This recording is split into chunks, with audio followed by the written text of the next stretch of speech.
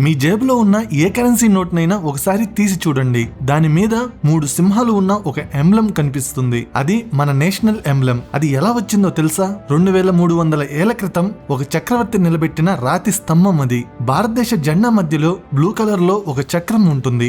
దాన్ని అశోక చక్ర అని అంటారు. అది కూడా ఆ చక్రవర్తికి సంబంధించినదే. ఆయనే అశోక చక్రవర్తి. ప్రపంచ చరిత్రలో ది గ్రేట్ అని పిలువబడే అతి కొద్ది మంది రాజుల్లో ఆయన ఒకరు. కానీ ఇక్కడే ఒక ట్విస్ట్ ఉంది. ఆ గొప్ప చక్రవర్తిగా పిలువబడే ఆయన ఒకప్పుడు అతి క్రూరంగా ఉండేవారు. సొంత అన్నదమ్ములను చంపి రాజ్యం తీసుకున్నారు. ప్రజలని హింసించడానికి ఒక నరకం లాంటి జైలుని కట్టించారు. ఒక యుద్ధంలో అయితే ఏకంగా 1,00,000 మందిని చంపారు. కానీ ఆ యుద్ధమే ఆయన్ని పూర్తిగా మార్చేసింది. ఒక క్రూరమైన రాజు ప్రపంచంలోనే ఒక గొప్ప చక్రవర్తిగా మారిన కథ ఇది. అసలు అశోకుడు ఎవరు? ఆయన ఎందుకు అంత క్రూరంగా ఉండేవారు? కళింగ యుద్ధంలో ఏం జరిగింది? ఆయన ఎలా మారిపోయారు? ఈ విషయాలన్నిటి గురించి ఈ వీడియోలో చెప్పబోతున్నాను. ఇక స్టార్ట్ చేస్తాను. ముందు మీకు మౌర్య ఎంపైర్ బ్యాక్గ్రౌండ్ గురించి చెప్పాలి. 2300 ఏళ్ల క్రితం ఇండియాలో మగధ రాజ్యం అని ఒకటి ఉండేది. ఇది ప్రస్తుత బీహార్, వెస్ట్ బెంగాల్ రాష్ట్ర ప్రాంతాల్లో ఉండేది. దాన్ని నందవంశం పరిపాలిస్తుండేది. ఆ టైంలో చాణక్య అనే ఒక గొప్ప పండితుడు ఉండేవారు. ఆయన్ని కౌటిల్య అని, విష్ణుగుప్త అని కూడా అంటారు. ఒకసారి నందవంశపు రాజు చాణక్యుణ్ణి సభలో అవమానించాడు. అప్పుడు చాణక్యుడు ఒక ప్రతిజ్ఞ చేశాడు. ఈ నందవంశాన్ని అంతం చేసే వరకు నా జుట్టుని ముడివెయ్యను అని. ఆ మాట అన్న తర్వాత ఆయన చంద్రగుప్త మౌర్య అనే ఒక యువకుడిని గుర్తించి అతనికి అన్ని విద్యలు నేర్పించి అతని సహాయంతో నందవంశాన్ని కూల్చేశారు. ఈ విధంగా మౌర్య ఎంపైర్ స్టార్ట్ అయింది. చంద్రగుప్త మౌర్య ఇండియాలోనే మొట్టమొదటి పెద్ద ఎంపైర్ ని నిర్మించారు. ఆయన మనవడే ఇప్పుడు ఈ స్టోరీలో చెప్పుకునే అశోకుడు. అశోక 304 BCలో పుట్టారు. ఆయన తల్లి పేరు సుభద్రాంగి. ఇక్కడ ఒక ఇంట్రెస్టింగ్ విషయం ఏంటంటే అశోక తండ్రి అయిన బిందుసారకి చాలా మంది భార్యలు, చాలా మంది కుమారులు ఉండేవారు. ఆ కుమారుల్లో అశోకుడు తన తండ్రికి అంతగా ఇష్టమైన కుమారుడేం కాదు. అశోకుని రూపం అంతగా ఉండేది కాదు అని, అందుకే తండ్రి అతన్ని పెద్దగా పట్టించుకునేవాడు కాదు అని అంటారు. కానీ అశోకలో ఉన్న తెలివితేటలు, ధైర్యం, పరిపాలనా సామర్థ్యం మాత్రం అందరికీ కనిపించేవి. అందుకే బిందుసార అతన్ని ముందు ఉజ్జయిన్ కి, తర్వాత తక్సిలాకి గవర్నర్ గా పంపాడు. తక్సిలాలో తిరుగుబాటు వచ్చినప్పుడు అశోక దాన్ని సమర్థవంతంగా అణిచివేశారు. ఈ విధంగా అశోక ఒక కెపబుల్ అడ్మినిస్ట్రేటర్ గా, ఒక స్ట్రాంగ్ మిలిటరీ లీడర్ గా పేరు పొందారు. ఇక్కడ ఒక లవ్ స్టోరీ కూడా ఉంది. అశోక ఉజ్జయిన్ గవర్నర్ గా ఉన్న టైంలో విదిశ అనే ఊర్లో దేవి అనే ఒక అమ్మాయిని ప్రేమ పెళ్లి చేసుకున్నారు. ఆమె ఒక వ్యాపారి కూతురు. వీళ్ళకి 2 పిల్లలు పుట్టారు. కొడుకు పేరు మహేంద్రుడు, కూతురు పేరు సంగమిత్ర. బిందుసార చనిపోయాక అతని కుమారుల మధ్య రాజ్యం కోసం పెద్ద యుద్ధం జరిగింది. అశోక తన 99 మంది అన్నదమ్ములను చంపి సింహాసనం తీసుకున్నారు. ఈ వారసత్వ యుద్ధంలో అశోకకి రాధాగుప్త అనే ఒక మినిస్టర్ సహాయం చేశాడు. అంటే ఒకప్పుడు చాణక్య చంద్రగుప్తకి ఎలా సహాయం చేశాడో అలానే రాధాగుప్త అశోకునికి సహాయం చేశాడు. ఇక్కడ ఇంట్రెస్టింగ్ విషయం ఏంటంటే అశోక అంతమంది అన్నదమ్ములను చంపినప్పటికీ తన సొంత తమ్ముడైన తిస్సాని చంపకుండా వదిలిపెట్టాడు. ఎందుకంటే తన తమ్ముడికి సింహాసనంపై ఆశ లేకపోవడం వల్ల. మిగిలిన సోదరులందరూ అశోకకి శత్రువులుగా మారి సింహాసనం కోసం తిరుగుబాటు చేశారు. కానీ తిస్సకు ఎప్పుడూ కూడా రాజ్యాధికారంపై ఆశ లేదు. ఆయన అశోకకి ఎన్నడూ వ్యతిరేకంగా మారలేదు. పైగా వారసత్వ యుద్ధంలో అశోకకే మద్దతుగా నిలిచాడు. అందుకే తన సొంత తమ్ముడైన తిస్సను అశోక చంపలేదు. అప్పట్లో మౌర్య ఎంపైర్ లో వారసత్వానికి కరెక్ట్ రూల్స్ లేవు. పెద్ద కొడుక్కి ఆటోమేటిక్ గా రాజ్యం వచ్చే పద్ధతి లేదు. ఎవరు సమర్థులో, ఎవరికి సపోర్ట్ ఉందో వాళ్లే రాజు అయ్యేవారు. అందుకే ప్రతి రాజు మరణం తర్వాత ఇలాంటి ఫైట్స్ జరిగేవి. ఇంట్రెస్టింగ్ విషయం ఏంటంటే బిందుసార చనిపోయిన 4 సంవత్సరాల తర్వాత గానీ అశోకకి అఫీషియల్ పట్టాభిషేకం జరగలేదు. అంటే ఆ 4 ఏళ్ల పాటు వారసత్వ యుద్ధం నడిచింది అని అర్థం. ఫైనల్ గా 268 BCలో అశోక మౌర్య చక్రవర్తి అయ్యారు. మొదటి రోజుల్లో అశోక పాలన చాలా క్రూరంగా ఉండేది. అందుకే ఆయన్ని చందశోక అని పిలిచేవారు. అంటే క్రూరమైన అశోక అని అర్థం. అశోక ఒక భయంకరమైన జైలుని కట్టించారు. పైకి అది ఒక అందమైన ప్యాలెస్ లాగా కనిపించేది. కానీ లోపల ఖైదీలకి దారుణమైన శిక్షలు వేసేవారు. అశోక ఈ జైలుని సూపర్వైజ్ చేయడానికి గిరిక అనే ఒక అత్యంత క్రూరమైన వ్యక్తిని జైలర్ గా నియమించారు. గిరిక ఎంత రాక్షసుడంటే తన సొంత తల్లిదండ్రులను కూడా చంపేసిన వాడు. అశోక ఈ జైలుని నిర్మించేటప్పుడు గిరికాకి ఒక ప్రత్యేకమైన అధికారం ఇచ్చాడు. ఈ ప్యాలెస్ లోకి అడుగు అడుగుపెట్టిన ఏ వ్యక్తినైనా సరే ప్రాణాలతో బయటికి వెళ్ళనివ్వకూడదు. చివరికి రాజా స్వయంగా వచ్చినా సరే చంపేయాలనేది ఆ జైలు రూల్. ఈ జైల్లో ఖైదీలకు వేసే కొన్ని శిక్షల గురించి మీకు చెప్పాలి. నేరస్తులను మరిగే నూనె కడాయిలో వేయడం, మనుషుల చర్మాన్ని బ్రతికుండగానే వల్చటం, కారిపోతున్న వేడి ఇనుముని నోట్లోకి వేయడం, ఇనుము ముళ్లతో ఉన్న కొరడాలతో కొట్టడం, ఈ విధంగా శిక్షలు ఉండేవి. ఇప్పుడు ఈ కథలోనే మోస్ట్ ఇంట్రెస్టింగ్ విషయం గురించి చెప్పాలి. అదే కళింగ యుద్ధం. కళింగ అంటే ఇప్పటి ఒడిషా ప్రాంతం. అసలు అశోక కళింగ మీద ఎందుకు యుద్ధానికి వెళ్లారో ముందు చెప్పాలి. మౌర్య ఎంపైర్ ఆ టైంలో ఇండియా మొత్తం దాదాపు విస్తరించి ఉంది. కానీ కళింగ మాత్రం ఇండిపెండెంట్ గా ఉండేది. కళింగ ఒక రిచ్ రాజ్యం. దాని దగ్గర సముద్ర తీరంలో ఇంపార్టెంట్ పోర్ట్స్ ఉండేవి. సౌత్ ఈస్ట్ ఏషియన్ కంట్రీస్ అయిన చైనా, మలేషియా, ఇండోనేషియాతో వ్యాపారం ఆ పోర్ట్స్ ద్వారానే జరిగేది. ప్లస్ నార్త్ ఇండియా నుంచి సౌత్ ఇండియాకి వెళ్లే వ్యాపారదారులు కళింగ గుండానే వెళ్లేవి. అంటే కళింగని కంట్రోల్ చేస్తే వ్యాపారం మొత్తం మౌర్య చేతికి వస్తుంది. ఇంకొక విషయం ఏంటంటే తన తాతగారైన చంద్రగుప్త టైం నుంచి కళింగని జయించాలనేది మౌర్య రాజులకి కోరిక. ఈ కారణాలతో 261 BCలో అశోక పెద్ద సైన్యంతో కళింగ మీద దాడి చేశారు. కళింగ ప్రజలు మామూలు వాళ్ళు కాదు. వాళ్ళకి ఒక స్ట్రాంగ్ మిలిటరీ ఉంది. వాళ్ళ దగ్గర పెద్ద సైనిక దళం, యుద్ధ ఏనుగులు, నౌకాదళం కూడా ఉండేవి. ముఖ్యంగా కళింగ రాజ్యంలో ప్రజలందరూ తమ రాజ్యం కోసం పోరాడే సంస్కృతి ఉండేది. అక్కడ తమ స్వాతంత్రం కోసం ప్రాణాల కొద్దీ పోరాడతారు. ఫైనల్ గా అశోకకి కళింగ రాజ్యానికి మధ్య యుద్ధం స్టార్ట్ అయింది. యుద్ధం చాలా తీవ్రంగా జరిగింది. కళింగలో మామూలు సైనికులే కాదు, సామాన్య ప్రజలు కూడా ఆయుధాలు పట్టుకుని యుద్ధం చేశారు. దయా నది ఒడ్డున భయంకరమైన యుద్ధం జరిగింది. ఫైనల్ గా అశోక గెలిచారు. కానీ ఆ విజయానికి చెల్లించిన మూల్యం భయంకరంగా ఉంది. 1,00,000 మంది ఆ యుద్ధంలో చంపబడ్డారు. 1,50,000 మందిని బందీలుగా తీసుకెళ్లారు. ఇంకా ఎన్నో లక్షల మంది గాయాలతో, ఆకలితో చనిపోయారు. దయానది నీళ్లు రక్తంతో ఎర్రగా మారిపోయాయి. యుద్ధం గెలిచాక అశోకుడు యుద్ధ భూమిని చూడటానికి వెళ్లారు. అక్కడ అతనికి కనిపించిన దృశ్యాలు అతని జీవితాన్ని పూర్తిగా మార్చేశాయి. ఎక్కడ చూసినా శవాలు, చనిపోయిన భర్తల కోసం ఏడుస్తున్న భార్యలు, తల్లిదండ్రులను కోల్పోయిన అనాథ పిల్లలు, కాలిన ఇల్లులు, నాశనమైన పంట పొలాలు. గెలుపు తెచ్చిన ఆనందం కంటే ఆ దారుణమైన దృశ్యాలు కలిగించిన పశ్చాత్తాపం ఆయన్ని కుదిపేసింది. ఈ వినాశనం అంతా తన ఆశ వల్ల, తన ఒక్క నిర్ణయం వల్ల జరిగింది అని అశోకకి అర్థమైంది. ఇది విజయమా? ఇంతమంది ప్రాణాలు తీసి నేను ఏం సాధించాను అని ఆయన మనసు ఆయన్ని ప్రశ్నించింది. ఆ క్షణం ఒక చక్రవర్తి లోపల ఉన్న మనిషి మేలుకున్నాడు. ఈ పశ్చాత్తాపం ఆయన్ని బుద్ధిజం వైపు నడిపించింది. ఆ టైంలో అశోకునికి కొంతమంది బుద్ధిస్ట్ మాంక్స్ పరిచయం అయ్యారు. వాళ్ళ ప్రశాంతత, వాళ్ళ సరళ జీవితం అశోకుని ఆకర్షించాయి. అన్ని సుఖాలు ఉన్నా కూడా తనకి లేని మనశ్శాంతి, ఏమీ లేని ఆ బుద్ధిస్ట్ మాంక్స్ కి ఎలా వచ్చింది అని ఆయన ఆలోచించారు. మెల్లగా ఆయన బౌద్ధ బోధనల వైపు ఆకర్షితులయ్యారు. మొగ్గలిపుత్త తిస్సా అనే ఒక గొప్ప బౌద్ధ గురువు ఆయనకి మార్గదర్శనం చేశాడు. ఇక్కడ ఒక గొప్ప విషయం గురించి చెప్పాలి.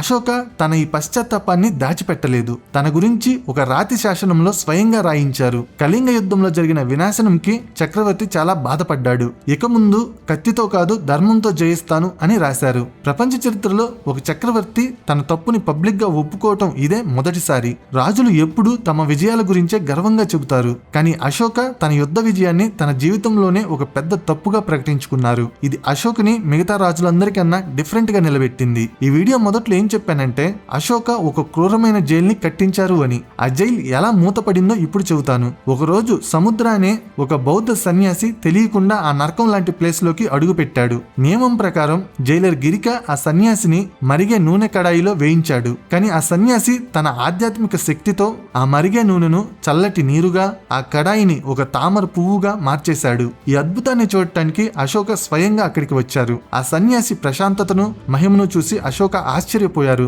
అదే సమయంలో జైలర్ గిరిక రాజుకి వారి పాత ఒప్పందాన్ని గుర్తు చేస్తూ లోపలికి వచ్చినందుకు రాజునైనా చంపేయాల్సిందేనని అశోకుడిపైనే దాడికి సిద్ధమయ్యాడు. దీంతో కోపం వచ్చిన అశోకుడు జైలర్ గిరికాను అదే మరిగే నూనెలో వేసి చంపించాడు. ఈ సంఘటన మరియు కళింగ యుద్ధం వల్ల అశోకుని మనసు పూర్తిగా మారిపోయింది. ఆయన బౌద్ధ మతాన్ని స్వీకరించాక, శాంతి మార్గంలోకి వచ్చాక ఈ భయంకరమైన చిత్రహింసల జైలుని పూర్తిగా ధ్వంసం చేయించారు. ఆయన జస్ట్ ఒక బౌద్ధునిగా మారడమే కాదు, తన పాలన మొత్తాన్ని ధర్మం మీద నిలబెట్టారు. ఈ కొత్త పాలసీని దమ్మ అని అంటారు. అంటే ప్రస్తుత భాషలో ధర్మం అని అర్థం. దమ్మ అంటే జస్ట్ ఒక రిలీజియన్ కాదు, అది ఒక జీవన విధానం. అందరినీ గౌరవించటం, అహింస పాటించటం, పెద్దలను గౌరవించటం, సేవకులతో దయగా ఉండడం, అన్ని రిలీజియన్స్ ని సమానంగా చూడడం, ఇవి దమ్మలో భాగాలు.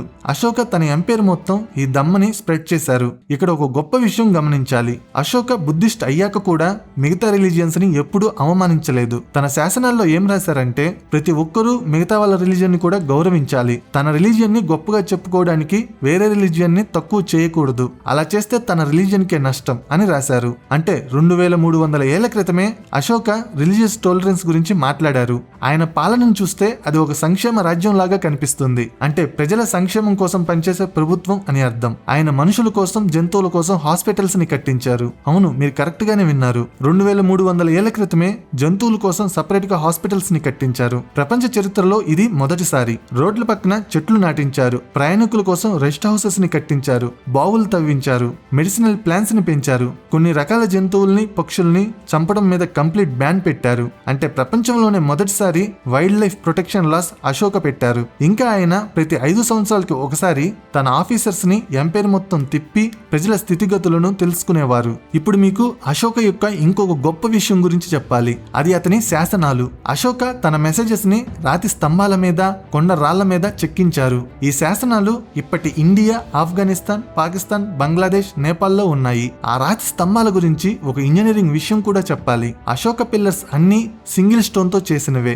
అంటే ఒక రాయి నుంచి 12 నుంచి 15 మీటర్ల పొడవు ఉన్న స్తంభాలని చెక్కారు. ఒక్కొక్క పిల్లర్ 50 టన్నులకు పైగా బరువు ఉంటుంది. ఈ పిల్లర్స్ అన్ని చునార్ అనే ఒక ప్లేస్ లో ఉన్న శాండ్ స్టోన్ తో చేశారు. అక్కడ చెక్కి 100 కిలోమీటర్స్ దూరంలో ఉన్న ప్లేసెస్ కి ట్రాన్స్పోర్ట్ చేసేవారు. ఆ టైంలో క్రెయిన్స్ లేవు, ట్రక్స్ లేవు. అయినా ఇంత బరువైన స్తంభాలని ఎలా తీసుకెళ్లారో ఇప్పటికీ ఆశ్చర్యకరంగా ఉంది. ఇంకా ఆ పిల్లర్స్ మీద ఉన్న పాలిష్ ఎంత గొప్పదో తెలుసా?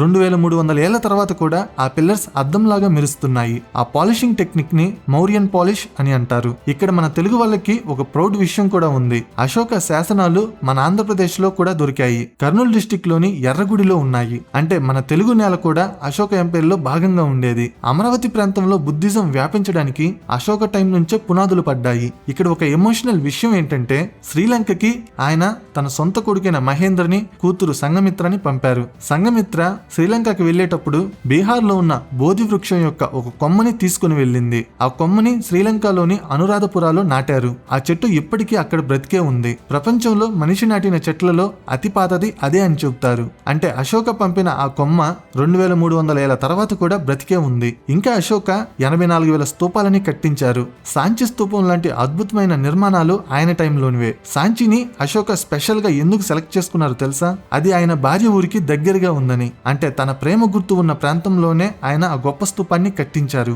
ఇప్పుడు సాంచి స్తూపం యునెస్కో వరల్డ్ హెరిటేజ్ సైట్. 200 రూపాయల కరెన్సీ నోటు మీద కూడా సాంచి స్తూపం బొమ్మ కనిపిస్తుంది. అశోక ఎంపైర్ గురించి కూడా చెప్పాలి. అతని ఎంపైర్ ఇండియా చరిత్రలోనే అతిపెద్ద ఎంపైర్. ఇప్పటి ఆఫ్ఘనిస్తాన్ నుంచి బంగ్లాదేశ్ వరకు, కాశ్మీర్ నుంచి కర్ణాటక వరకు విస్తరించింది. సౌత్ లోని చోళ, పాండ్య, చేర రాజ్యాలు మాత్రమే బయట ఉన్నాయి. ఇంట్రెస్టింగ్ విషయం ఏంటంటే కళింగ తర్వాత అశోక ఒక్క యుద్ధం కూడా చేయలేదు. 30 ఏళ్లకు పైగా పాలనలో అతను వేరే రాజ్యాన్ని ఆక్రమించడాన్ని పూర్తిగా వదిలేశారు. అయినా అతని ఎంపైర్ ని ఎవరూ టచ్ చేయలేదు. అంటే బలంతోనే కాదు, ధర్మంతో కూడా ఒక ఎంపైర్ ని నిలబెట్టొచ్చు అని అశోక నిరూపించారు. అశోక చివరి రోజుల గురించి హృదయాన్ని కదిలించే కథ ఉంది. అశోక తన జీవితం చివరిలో తన సంపదనంతా బౌద్ధులకి దానం చేయడం మొదలుపెట్టారు. ఇది చూసి ఆయన మినిస్టర్స్ మనవుడు సామ్రాజ్య ఖజానాని అతని కంట్రోల్ నుంచి తీసేశారు. చివరికి అశోక చక్రవర్తి చేతిలో మిగిలింది సగం ఉసిరికాయ మాత్రమే. ఒకప్పుడు ప్రపంచంలోనే పెద్ద ఎంపైర్ని పాలించిన చక్రవర్తి చివరికి తన చేతిలో ఉన్న ఆ సగం ఉసిరికాయను కూడా బౌద్ధ సంఘంకి దానం చేశారు. అశోక చివరి వరకు దానగుణంతో బ్రతికారు. 232 BCలో అశోక చనిపోయారు. దాదాపు 36 సంవత్సరాలు పాలించారు. ఆయన చనిపోయాక మౌర్య ఎంపైర్ వేగంగా బలహీనపడింది. ఆయన వారసులు ఆయనంత సమర్థులు కారు. 50 ఏళ్ల లోపే మౌర్య ఎంపైర్ మొత్తం కూలిపోయింది. కానీ ఇక్కడ అసలు ట్విస్ట్ ఏంటంటే ఇంతటి గొప్ప చక్రవర్తి అయిన అశోకుని పేరు కూడా చరిత్రలో కొన్ని 100 ఏళ్ల పాటు ప్రజలు మర్చిపోయారు. అవును, ఇంత గొప్ప చక్రవర్తి పేరు కూడా ఇండియా ప్రజలకి గుర్తు లేకుండా పోయింది. ఆయన రాయించిన శాసనాలు బ్రహ్మి లిపిలో ఉండడం వల్ల అవి చదవడం ఎవరికీ రాదు. ఆ స్తంభాలు, ఆ రాళ్లు ఏం చెప్పాయో ఎవరికీ తెలియదు. 1837లో జేమ్స్ ప్రిన్సెప్ అనే బ్రిటిష్ ఆఫీసర్ ఏళ్ల తరబడి కృషి చేసి బ్రహ్మి లిపిని డీకోడ్ చేశాడు. ఇది ఇండియా చరిత్ర పరిశోధనలో ఒక గొప్ప బ్రేక్ త్రూ. మొదట్లో ఆ శాసనాలు అన్ని దేవానాం ప్రియ ప్రియదర్శి అనే ఒక రాజు వేశాడు అని తెలిసింది. అంటే దేవతల ప్రియుడు అని అర్థం. ఆ ప్రియదర్శి ఎవరో మొదట్లో ఎవరికి అర్థం కాలేదు. తర్వాత శ్రీలంకలో ఉన్న బౌద్ధ శాసన శాసనాలతో కంపేర్ చేసి ఆ ప్రియదర్శి మరెవరో కాదు అశోక చక్రవర్తి అని కనిపెట్టారు. అంటే ఒక గొప్ప చక్రవర్తి గురించి 2000 ఏళ్ల తర్వాత మళ్ళీ ప్రపంచానికి తెలిసింది. ఈ రీడిస్కవరీ ఇండియా చరిత్రలోనే ఒక గొప్ప ఘట్టం. ఇండియాకి స్వాతంత్రం వచ్చాక మన పొలిటికల్ లీడర్స్ అశోకని దేశం యొక్క సింబల్ గా తీసుకున్నారు. సారనాథ్ లో అశోక నిలబెట్టిన స్తంభం మీద ఉన్న 4 సింహాల బొమ్మని నేషనల్ ఎంబ్లమ్ గా తీసుకున్నారు. ఈ సారనాథ్ అనేది ప్రస్తుత ఉత్తరప్రదేశ్ స్టేట్ లో ఉంది. అసలు సారనాథ్ ఎందుకు ఇంపార్టెంట్ అంటే బుద్ధుడు తన మొదటి ఉపదేశం ఇచ్చింది అక్కడే. అందుకే అశోక అక్కడ ఒక గొప్ప స్తంభాన్ని నిలబెట్టారు. ఆ స్తంభం పైన 4 సింహాలు 4 వైపులకి చూస్తూ ఉంటాయి. అంటే ధర్మం 4 దిక్కులకి స్ప్రెడ్ అవ్వాలి అని అర్థం. వాటి కింద ఒక చక్రం, గుర్రం, ఎద్దు, సింహం, ఏనుగు బొమ్మలు ఉంటాయి. ఈ మొత్తం ఒక్క రాయితో చేశారు. ఎంబ్లమ్ లో మనకి 3 సింహాలే కనిపిస్తాయి. ఎందుకంటే 4వది వెనక దాగి ఉంటుంది. ఆ ఎంబ్లమ్ కింద సత్యమేవ జయతే అని రాశారు. ఇండియా ఫ్లాగ్ లో సెంటర్ లో అశోక ధర్మ చక్రాన్ని పెట్టారు. 24 ఆకులతో ఉన్న ఆ చక్రం ధర్మాన్ని, ప్రగతిని సూచిస్తుంది. మన ఆర్మీలోనే హైయెస్ట్ పీస్ టైమ్ గ్యాలంటరీ అవార్డుకి అశోక చక్ర అని పేరు పెట్టారు. అంటే ఈ రోజు ప్రతి ఇండియన్ జీవితంలో అశోక గుర్తులు ఉన్నాయి. 2001లో షారుఖ్ ఖాన్, కరీనా కపూర్ అశోక అనే మూవీలో యాక్ట్ చేశారు. టీవీలో చక్రవర్తి అశోక సామ్రాట్ సీరియల్ వచ్చింది. అంటే సినిమా, టీవీ ద్వారా కూడా అశోక కథ ప్రజలకు చేరింది. ఇప్పుడు మనం మొత్తం కథ చూద్దాము. తండ్రి ప్రేమకి నోచుకొని పిల్లవాడు, అన్నదమ్ములను చంపి సింహాసనం ఎక్కిన రాజు, నరకం లాంటి జైల్ని నిర్మించిన క్రూరమైన పాలకుడు, లక్షల మందిని చంపిన యుద్ధ వీరుడు. అలాంటి మనిషి ఒక యుద్ధ భూమిలో కన్యలతో నిలబడి తన జీవితాన్ని పూర్తిగా మార్చుకుని ప్రపంచంలోనే గొప్ప ధార్మిక చక్రవర్తి అయ్యాడు. హింస నుంచి అహింసకి, గెలుపు వీరుడు నుంచి కరుణాత్ముడికి, చందశోక నుంచి ధర్మాశోకకి జరిగిన ఈ ప్రయాణం ప్రపంచ చరిత్రలోనే గొప్ప ట్రాన్స్ఫర్మేషన్ స్టోరీ. అశోక మనకి ఒక గొప్ప సత్యం నేర్పారు. మనిషి ఎన్ని తప్పులు చేసినా మారాలని అనుకుంటే మారొచ్చు అని. గతాన్ని మార్చలేము గాని భవిష్యత్తుని మార్చగలమని. ఇంకొక గొప్ప లెసన్ ఏంటంటే నిజమైన విజయం అంటే రాజ్యాలని జయించడం కాదు, ప్రజల మనస్సుని జయించడం అని. కత్తితో గెలిచిన రాజ్యం రాజుతో పాటే పోతుంది, కానీ ధర్మంతో గెలిచిన మనస్సులు శాశ్వతంగా ఉంటాయి. అందుకే 2300 ఏళ్ల తర్వాత కూడా మన జెండాలో, మన ఎంబ్లమ్ లో, మన మనసుల్లో అశోక బ్రతికే ఉన్నారు. నెక్స్ట్ వీడియో ఏ టాపిక్ మీద చేయాలో కింద కామెంట్స్ లో పెట్టండి. నా ఎక్స్ప్లెనేషన్ నచ్చితే వీడియోని లైక్ చేసి షేర్ చేయండి. ఇలాంటి ఇంట్రెస్టింగ్ వీడియోస్ కోసం ఛానల్ ని సబ్స్క్రైబ్ చేయండి. వీడియో పెట్టగానే నోటిఫికేషన్ రావాలంటే సబ్స్క్రైబ్ చేయగానే పక్కనే ఒక బెల్ ఐకాన్ కనబడుతుంది. దాని మీద క్లిక్ చేయండి. Thank you.